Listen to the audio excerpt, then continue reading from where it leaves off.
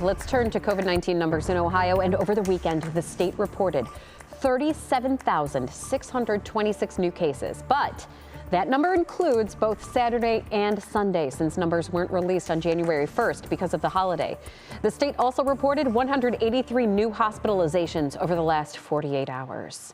And today is back to school for many local school districts, but some are moving to remote learning rules after the long holiday break. Others will be going back to the classroom with strict mask mandates in place.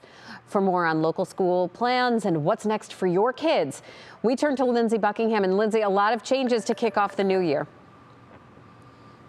Absolutely right. Good morning to you, Maureen. Well, this is probably not the start any parents or teachers expected when they thought about returning to school, but schools are forging ahead with plans they say are best to keep kids safe.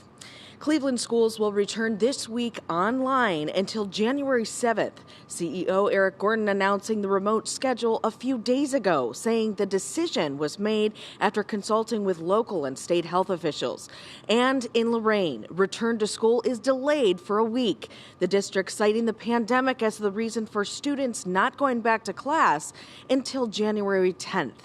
And the Parma School District is returning to in-person learning today, but all students and staff are required to wear masks until further notice. Meanwhile, mental health experts say this pandemic has taken a toll on children, and they belong in the classroom with good safety measures in place. Is the psychological and social pieces of providing comfort, routine, structure, mental health treatment, peer-to-peer support. And all of this is getting lost as a result of remote learning and the isolation that it brings. Now, if you're not sure where your school district stands in the return to school plan, or you want to learn more about any of the other plans we just mentioned, head to WKYC.com. We've got a complete list there, Maureen. Lots of changes. Yeah, and it's probably going to develop over the next couple of weeks, too, as we start to get more numbers and things change, too. Lindsay, thank you so much. Well, when it comes to colleges and universities, at least 70 schools across the country are going remote as the new semester starts. At some colleges starting remotely, officials say they are committed to a quick return to the classroom.